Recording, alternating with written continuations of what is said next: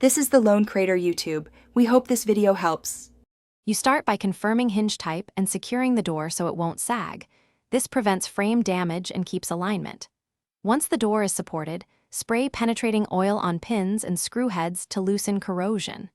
Then remove visible screws in the strike or hinge leaf using the correct screwdriver, counterclockwise with steady pressure, because stripped screws make later steps harder. If pins protrude, tap them up slightly with a punch. You'll need that initial movement to free frozen hardware.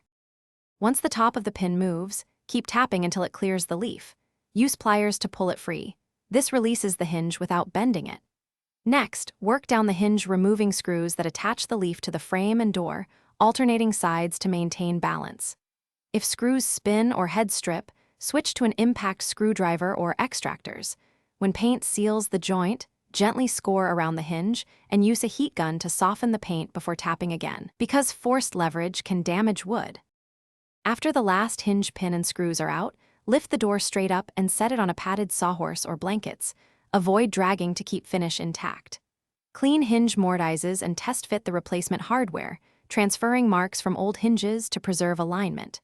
Tighten screws snugly into solid wood or use longer screws into framing for strength.